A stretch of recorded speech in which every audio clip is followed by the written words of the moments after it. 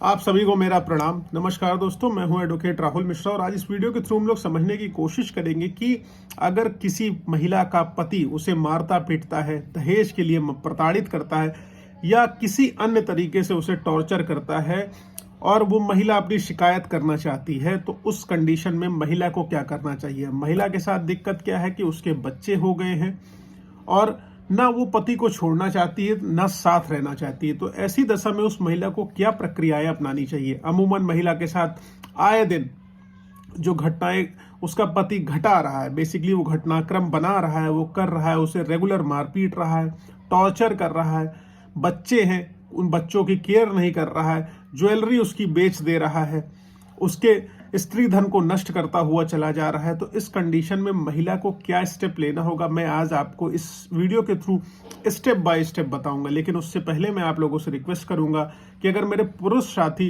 इस वीडियो को देख रहे हैं तो आज इस वीडियो को ना देखें। ये वीडियो आपके किसी काम का नहीं है। ये वीडियो आज खास तौर पर महिलाओं को समर्पित है जो एक्चुअल में पीड़ित हैं।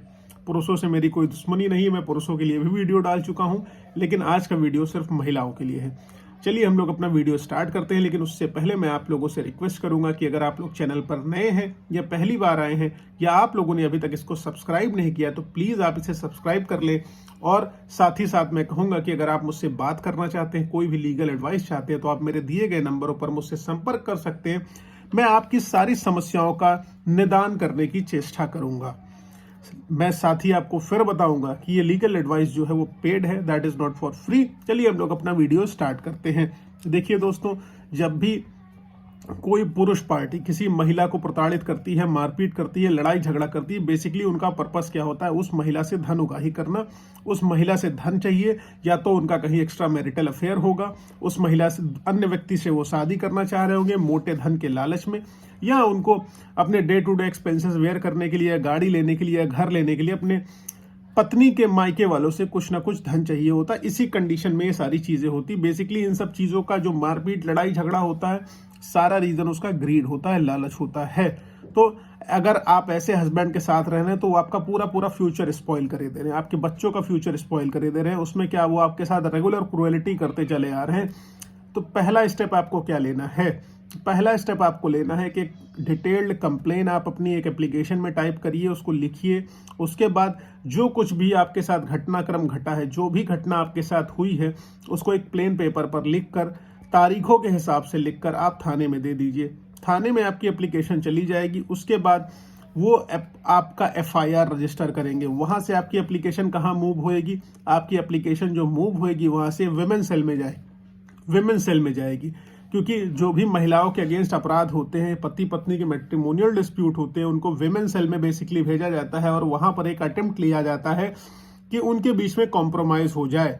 कॉम्प्रोमाइज का मतलब क्या हो गया, महिला की जो भी डिमांड्स हैं वो डिमांड्स को वहां पर फुलफिल कर दिया जाए, या जो है पति के जो डिमांड्स हैं, जैसे पति को लेट से बच्चा चाहिए, महिला को पैसे चाहिए, महिला को बच्चे और पैसे दोनों चाहिए, या पति को उसे छुटकारा चाहिए, या जो भी XYZ चीजें, वुमेन सेल में आपकी काउंसलिंग करी जाएगी। वुमेन सेल में आपको कहा जाएगा कि आप दोनों के एक्सपेंसेस कितने हुए हैं, इनकम कितनी है, वो सारी डिटेल आप यहाँ पर विवरण दीजिए। विवरण देने के बाद दोनों को समझाया जाएगा, बिठाया जाएगा, एक तरीके से कोशिश करी जाएगी कि दोनों का सुलह समझौता हो जाए बिना कोर्ट कचहरी के चक्कर में पड़े हुए। बेसिकली देखिए, आपकी वहां पर 3 से 4 काउंसलिंग होगी और जिसमें 6 महीने का समय लग जाएगा। 6 महीने का समय लग जाएगा। FIR रजिस्ट्रेशन के बाद ही ये प्रक्रिया अपनाई जाती है कि आपको काउंसलिंग के लिए भेजा जाएगा विमेन सेल में, मतलब महिला थाना में बेसिकली भेजा जाएगा। वहां पर एक इन्वेस्टिगेटिंग ऑफिसर होगा जो अपॉइंट होगा, वो आपकी काउंसलिंग कराएगा। अगर आपकी काउंसलिंग किसी मामले में आप लोगों ने FIR दर्ज कराई है, नहीं कराई गई है, तो उसके अगेंस्ट आप कोर्ट में एप्लीकेशन दे सकते हैं। कि कई मामलों में जो दरोगा होता है वो पैसे लेके आपके पूरे मामले को खराब करने की पूरी कोशिश करता है। मैं प्रत्यक्षदर्शी हूँ इन सब चीज़ों का, इसमें कोई दो राय नहीं। आई हैव सीन, ठीक है, क्योंकि मैं एडवोकेट हूँ, मैं रेगुलर बेसिस पर ये सारी चीज़ें देखता रहता हूँ। खैर, हम लोग आगे बढ़ते हैं। अब जब वुमेन सेल में काउंसलिंग होगी तो स्त्री धन, बेसिकली सबसे बड़ी चीज़ क्या होती है, जो महिला को गहने गिफ्ट में मिले होते हैं, जो भी दहेज का सारा सामान उसको गिफ्ट में मिला हुआ होता है, जो भी प्रॉपर्टी, जो अचल संपत्ति उसके पेरेंट्स ने या किसी रिश्तेदार ने या रिलेटिव ने उसको दे रखी हुई, पति के घर पर रहता है और पति मारपीट के उसको निकाल देता है, तो सारा का सारा धन सोना गहना उसका वहीं पर रह जाता है और वो महिला ले नहीं पाती है। तो इस कंडीशन में क्या होता है, इस कंडीशन में आपको सिंपल सी बात है, विमेन सेल में एक एप्लीकेशन देनी है ताकि आपका स्त्री धन रिकवर किया जा सके। अगर विमेन सेल वाले भी आपके स्त्री धन को रिकवर कराने में फेल हो जाते हैं तो उस कंडीशन में आपको क्या करना है, सेक्शन 91 सीआरपीसी के एक एप्लीकेशन कोर्ट में डालनी है और सेक्शन 191 की एप्लीकेशन फाइल होने के बाद पुलिस जो है आपके प्रोडक्ट को, आपके सामान को, आपके स्त्री धन को कोर्ट के ऑर्डर्स के माध्यम से दिलाएगी। ये उनकी नैतिक जिम्मेदारी होगी। नहीं दिलाते तो आप कोर्ट में फिर अपील करेंगे। सब सारी चीजें खैर कोर्ट ऑर्डर के बाद ही हो जाती हैं। अब मान लीजिए कभी कभी ऐसा होता है, अगर महिला प्रताड़ित की गई है तो अपने एफआईआर में सारी चीजें वो डिटेल में नहीं लिख पाती, यहाँ उससे एक गलती हो जाती है। अब इस गलती को सुधारने के लिए तरीका क्या है, उस तरीका को भी आप अपना सकते हैं। री एप्लीकेशन को कंसिडरेशन में ला सकते हैं, लेकिन क्या होता है, एफिडेविट के थ्रू आप अपनी डिटेल्स को कह सकते हैं, लेकिन उससे क्या होगा कि आपकी इन्वेस्टिगेशन थोड़ी सी कमजोर पड़ने लगेगी, आपके चीज़ें थोड़ी सी कमजोर पड़ने लगेंगी, कॉन्ट्रोडिक्शन की बात कहने लगेंगे दूसरी पार्टी के वकील। लेकिन यहाँ पर जैसे आईओ जो है इन्वेस्टिगेशन, अब अगला स्टेप इसमें क्या आने वाला है, जैसे आईओ इन्वेस्टिगेशन अपनी पूरी कर लेगा, इन्वेस्टिगेशन पूरी करने के बाद जो है फाइनल चार्जशीट या तो कोर्ट में वो लगा देगा। अगर फाइनल चार्जशीट वो कोर्ट में नहीं लगाता है तो फॉल्स रिपोर्ट लगा देगा। वो कहेगा कि कोर्ट में केस दाखिल करने लायक ही नहीं, लेकिन अमूमन जो दरोगा होगा उसकी हिम्मत नहीं होगी कि फॉल्स रिपोर्ट वो लगाए। अगर वो फॉल्स रिपोर्ट लगाएगा तो कोर्ट में आप अपील करोगे, कोर्ट में आप उससे पूछोगे कि आपने फॉल्स रिपोर्ट इस मामले में क्यों लगा दी, कैसे लगा दी, किन रीजंस की वजह से लगा दी, क्या प्रेशर था आपके ऊपर। ठीक है, तो जब आपको दरोगा जो होगा आपकी चार्जशीट, फाइनल चार्जशीट दाखिल कर देगा। अब जज साहब इसमें क्या करेंगे, जज will take cognizance of this, जज साहब इसमें कॉग्निजेंस लेंगे और एक्यूज्ड को समन जाएगा। कई बार ऐसा होता है कि जो कंप्लेनेंट होता है, यानी कि जो महिला होती है, वाइफ होती हैं, उनको पुलिस वाले डिटेल्स नहीं देते हैं कि आपकी चार्जशीट फाइल हो गई है। तो इसमें क्या हो जाता है कि हस्बैंड को पता चल जाता है कि चार्जशीट फाइल हो गई है, तो वो एंटीसिपेटरी बेल तलाशने लगते हैं, उनको एंटीसिपेटरी बेल इसमें मिल भी जाती है। तो महिलाओं के साथ ये दिक्कत हो जाती है क्योंकि दरोगा मिल जाता है अमूमन। मेरे एक पर्सनल केस में मैंने ऐसा देखा हुआ है, मेरे केस है उसमें मैंने ऐसा देखा हुआ है, दरोगा कंप्लीटली मिला हुआ है। अभी उसको मैं कोर्ट बुलाने वाला हूँ एंड उसकी कायदे से खटिया खड़ी होने वाली है कोर्ट के अंदर, और ऑनरेबल जजेस उसका कॉग्निजेंस लेके उसको कायदे से पनिश करेंगे। खैर हम लोग आगे बढ़ते हैं। अब मान लीजिए दरोगा ने अगर चार्जशीट दाखिल कर दी है, आईओ ने आपके चार्जशीट दाखिल कर दी है और चार्जशीट आपको लगती है कि वो अप्रोप्रिएट नहीं है, चार्जशीट में जो है जो भी आपने बताया है उन घटनाक्रमों का अप्रोप्रिएट तरीके से विवरण नहीं है, जो भी आपने आरोप लगाया है उनको सही से लिखा नहीं गया है, जो भी आपने कहा है उन तथ्यों का विवरण अच्छे तरीके से नहीं जैसा आप चाहते थे। तो मतलब इससे क्या है कि आप चार्जशीट से संतुष्ट नहीं है, सेटिस्फाइड नहीं है, डिससेटिस्फाइड है आप चार्जशीट से।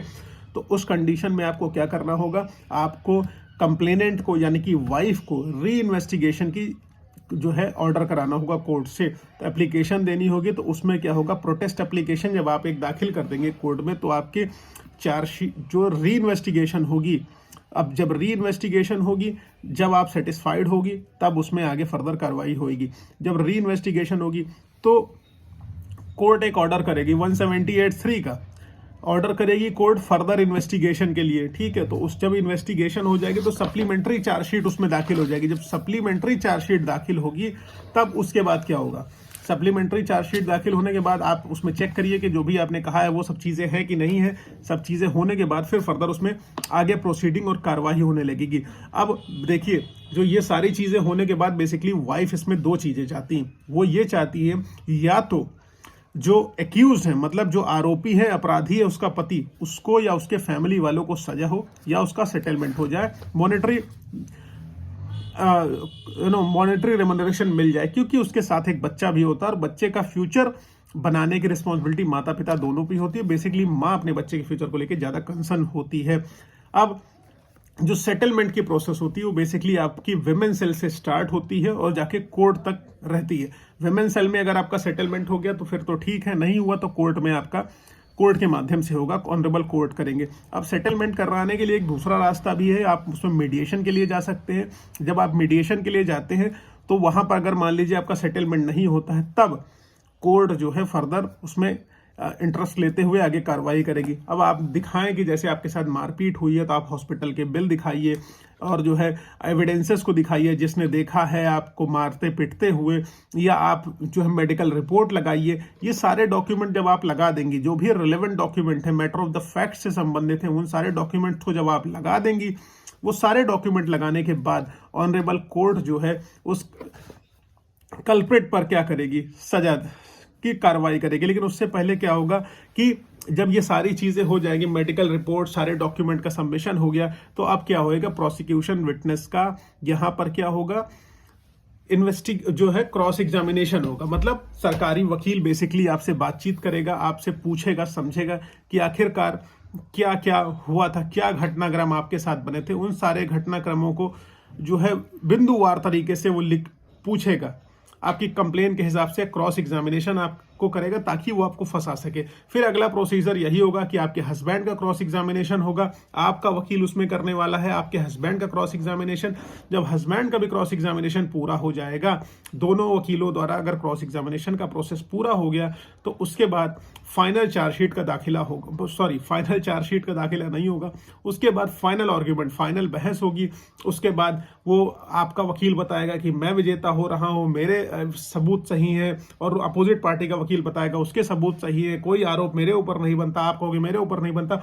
ये सारे प्रोसीजर्स चलते रहेंगे। ये सारे प्रोसीजर होने के बाद ऑनरेबल जज जो है इस पर अपना आखिरी फैसला देंगे। अपना आखिरी फैसला देने के बाद वो जो है, जो आरोपी होगा उस पर कार्रवाई करेंगे और फर्दर महिला को न्याय मिल जाएगा। लेकिन मैं आपको बता दूं, ये एक बहुत लंबा प्रोसीजर है। सारा का सारा मैटर आपका 20 से 25 हियरिंग में खत्म होगा। लेकिन आपकी हियरिंग कब पड़ेगी? 6 महीने बाद। तो आप खुद ही अंदाजा लगा दीजिए, अगर 20 से 25 हियरिंग में आपका मैटर डिस्पोज ऑफ होना है तो कितना टाइम आपको लगने वाला है, आप दोनों की लाइफ कितनी लंबी निकल जाने वाली है। तो इस तरीके से आप कोशिश करें कि अगर आप दोनों आपस में सेटल कर लें तो बेहतर है, क्योंकि आपके बच्चों का, आपके फ्यूचर का सवाल है। अदरवाइज आपकी पूरी यंग एज जो एंजॉय करने की लाइफ है, अपने हैप्पी मैरिड लाइफ को या फर्दर अपने जीवन को बनाने की आप मुकदमेबाजी में निकाल देंगे तो सब कुछ नष्ट हो जाएगा। मैं पर्सनली बताऊं आपको, मैं बिल्कुल नहीं चाहता कि समाज में हमारे कोई डाइवोर्स हो या महिला और उसके पति में किसी तरीके की लड़ाई हो। लेकिन अब अपराध है, लोग कर रहे हैं तो आदमी कितना सहन करेगा। खैर, आशा है आप लोगों को समझ में आया तो प्लीज़ लाइक शेयर सब्सक्राइब जरूर करिएगा। साथ ही साथ मैं आपसे रिक्वेस्ट करूंगा कि अगर आप लोगों ने मुझे अभी तक सोशल मीडिया पर फॉलो नहीं किया तो मेरे फेसबुक, इंस्टाग्राम, ट्विटर से आप मुझे जुड़ सकते हैं। लिंक आपको डिस्क्रिप्शन में मिल जाएगा। जय हिंद, जय भारत, थैंक यू।